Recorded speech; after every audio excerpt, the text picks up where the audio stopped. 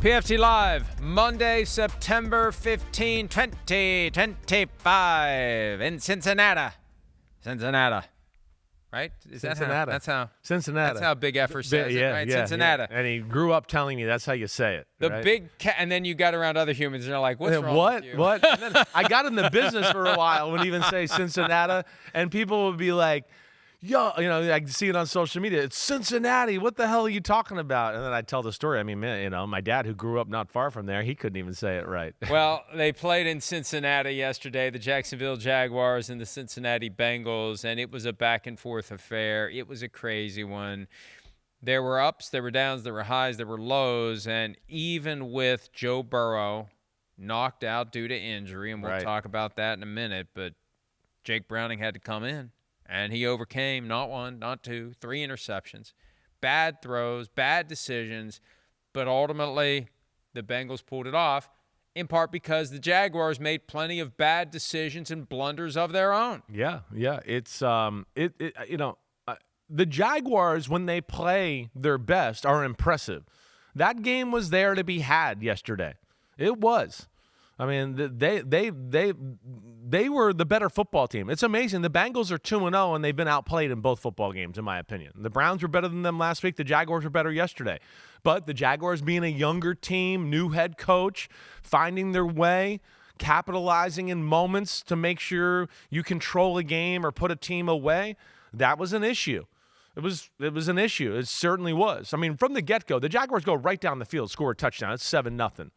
They stop the Bengals. I think they go 3 and out. Oh, there was a play that looked like a fumble. Joe Burrow might have fumbled, and it was questionable. We all thought, I think that might be a fumble. And the ruling on the field of an incomplete pass was upheld on replay review. But as we were watching, we're thinking this is going to be a fumble, and it's going to be another Jaguars touchdown. Joe Burrow was chasing him. He didn't think it was incomplete. That's to me always the telltale. When the quarterback gets up and he's running like a bat out of hell, he thinks he did something wrong. He's not like, I'm just going to go down there and try to make a tackle because the ref's letting the play go on. But in that moment, there they are, 7-0. Here's the first mistake of the day by the Jacksonville Jaguars. 7-0, got a chance to go up at least 10-0, really probably 14-0. Trevor Lawrence throws an interception in the end zone. And it was ugly. It was ugly. I understand the idea. Here we are, though, 3rd and goal. There it is. Kind of getting hit. He tries to force a ball, and he's going to have to make the most perfect throw ever to get that ball in there to Travis Hunter. You see he's got pressure.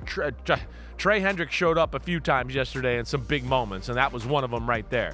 I get the idea, but under pressure, early in a football game, up 7-0, the risk-reward's not worth it right there. That was the first mistake of the day. So there they are. They could have been up 10-0, maybe 14-0. They don't capitalize. It opens the door for a long drive, and the Bengals tie it up 7-all with the Joe Burrow touchdown pass to Jamar Chase. And then right back down the field, the Jaguars go. And the Jaguars can run the football. Liam Cohn is a master in the run game. They got two running backs, and ETN and Biashel Tootin, who they drafted out of Virginia Tech. We now know why they traded Tanks. Exactly Bigsby. Right. I mean, Tootin was one of my favorite running backs coming out in the draft. He's got 3 rockets up his butt, and he can fly. And you will continue to see him make plays throughout. His touchdown, was the one that made it 14-7. I mean, it really was. I mean, you use the phrase rocket up the ass from time to time. He was moving like he literally had a rocket in his ass. And you and you picked the Bengals, I picked the Jaguars. I know you were nervous. You're like, man, that just looked easy for the Jaguars right now. And it wasn't easy for the Bengals. But they hang around, they stay in it, and then we have the moment where Joe Burrow gets hurt. And come on. I mean, that hurts my soul. It hurts everybody. I mean, everybody wants to see Joe Burrow. Joe Burrow's awesome when he stays healthy. It's just staying healthy ain't been that easy for him in his career. And it's kind of a weird play. I mean, I kept thinking it was his right leg because that's the leg Eric Armstead was holding as he brought him down, but it was actually his big toe here, his left toe. So watch it. I mean, nobody falls on it. It just must get stuck in a bad position. You're going to see here, look, there's Eric Armstead. He's holding on the right. There's nothing crazy that happens to that left foot, but either way, it's a problem. And now he's got turf toe. And for all those people out there who want to know what turf toe is. I remember when I first heard of it in the 70s, I thought, oh, that doesn't sound that exactly bad. Right. I think that's everybody's thought. Like, oh, you could play through turf toe? No, you can't. I've had little, just minor turf toe, and you can't believe how annoying it is and how long it lingers. I tell people all the time, Deion Sanders had to retire because of turf toe. That's why he retired. It's you get that big toe ball, the joint there, it gets moved, stretched, out of place, the ligaments stretch, and then where that toe connects to that ball, there's a problem there from then time. It calcifies and it has a hard time moving. It's hard to make it heal because when you walk, your toes bend. So it's a hard thing to do that way. And yeah, it looks like, and from what you're hearing, it sounds like that they expect him to be gone for quite some time. Well, and think about, stand up right now wherever you are, unless you're driving. And as you push off, as you're walking, that's the last thing that leaves the ground. Right. Is that area on your big toe, that pad right there. Right. That so much pressure, that last so push. much weight. Right. Everything is there. And if you're feeling that, you're going to have a hard time. Patrick Mahomes played with turf toe up until the Super Bowl 5 years ago against the Bucs, had surgery literally 3 days later to get it fixed. And that's where they are now. Do you manage it? Do you shoot it up every week? And do you keep going? Or do you fix it surgically and miss about 3 months? Right. And that's kind of where it currently stands. I was told yesterday as we were getting ready for Football Night in America, there's debate over whether or not to have surgery. That kind of became crystallized when the reports started to come out last night.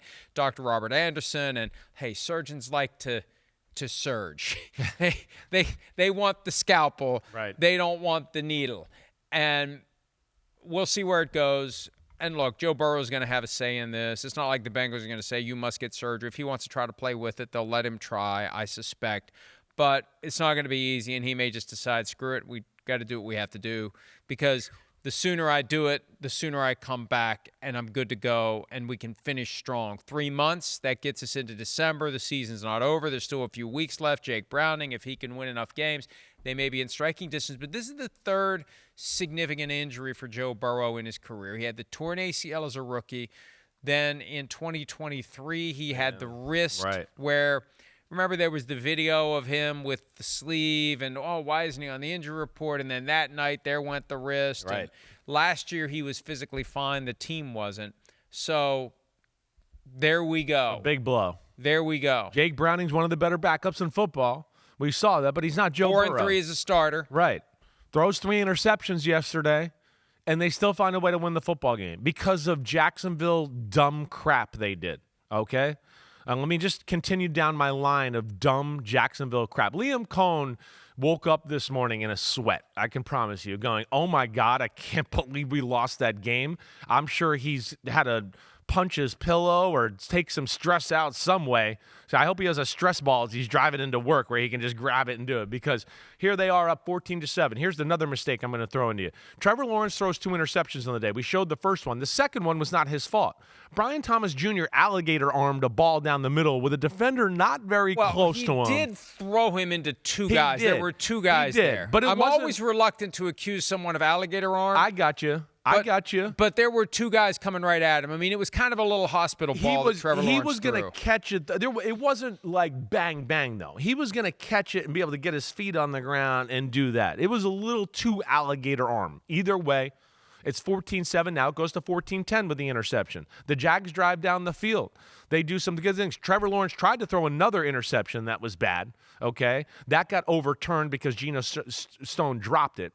But then after that, if you remember, this is the same drive. Jags up 14-10. Trevor Lawrence rolls out to the left on a 3rd and 10. He can run for the first down, and he throws the ball 5 yards past the line of scrimmage.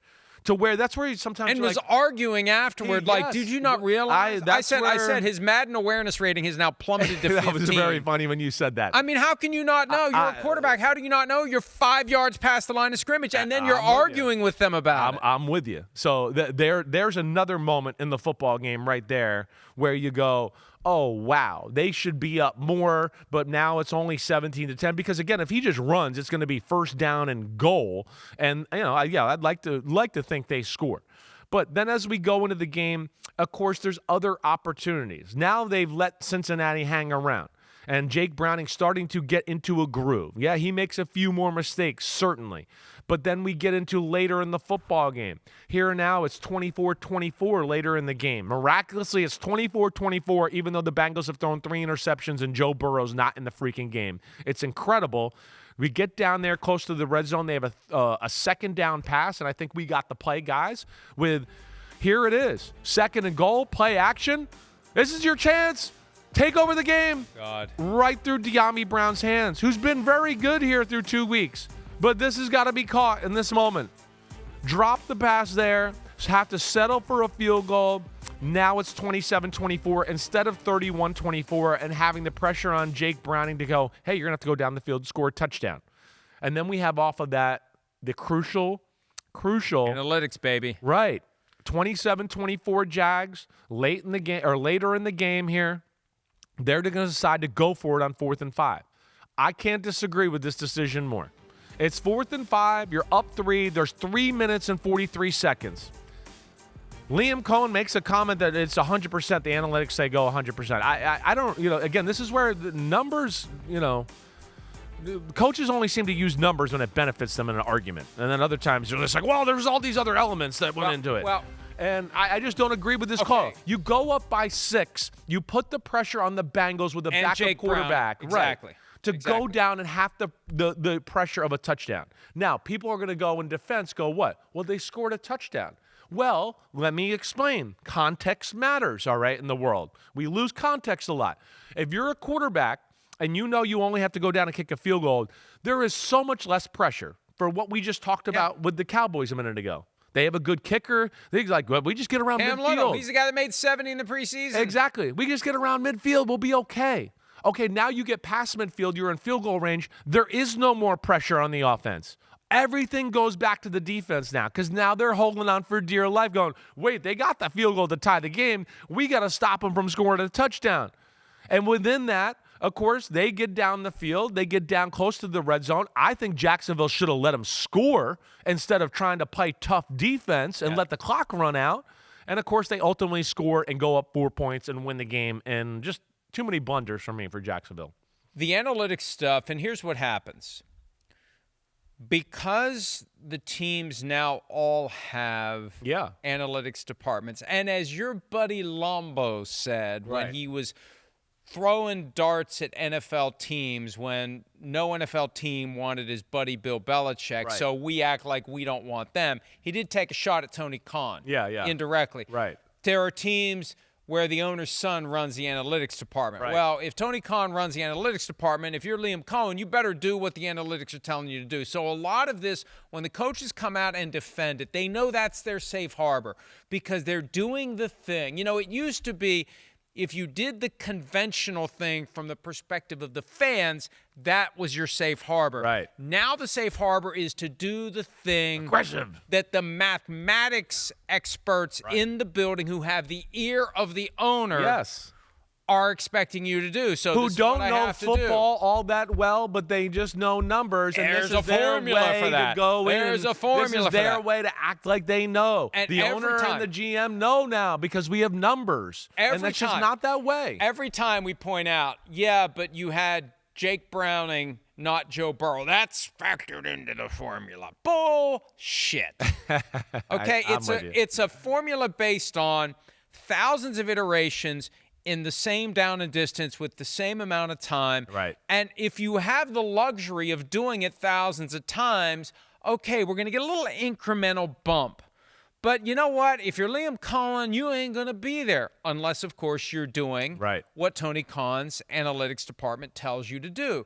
Because then it's not your failure. Right. If you say, I'm not doing what you wanted me to do and we lose, then it's easy for the analytics department to say, if you had just done what we had told you to do, we would have won the game. That's what because the analytics say. Right. This is what we need to do.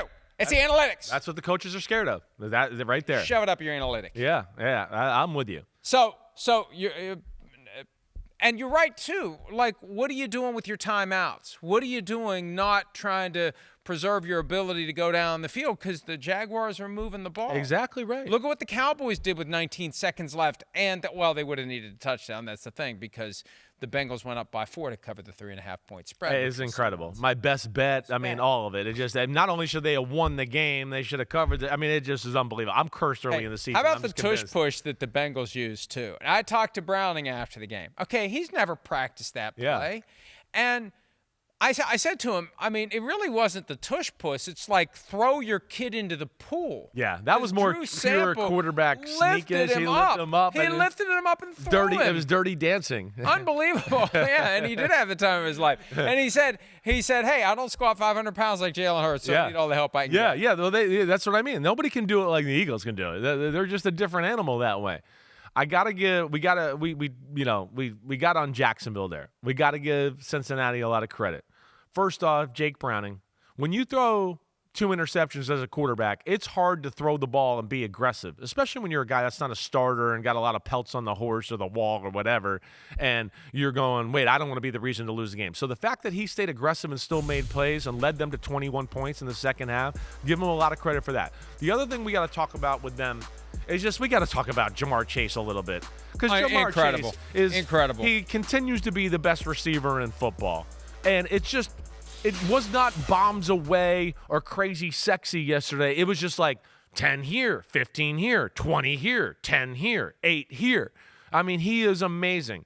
For my money, you give me one pick at receiver, I'm taking Jamar Chase all freaking day in the NFL. 14 for 165 after 2 for 27, I think, week 1. Right. So, and Jake Browning got him the ball. Joe Burrow got him the ball. He's just the guy that you count on. And, hey, it's going to be Justin Jefferson and Jamar Chase next weekend in Minnesota. And that'll be personal. Justin, something's missing there. He had a couple of drops last week, and Justin's my guy, but he would acknowledge something's off. Hi, it's Mike Florio. Thanks for watching PFT on YouTube. Hit subscribe for the latest news and analysis from Pro Football Talk.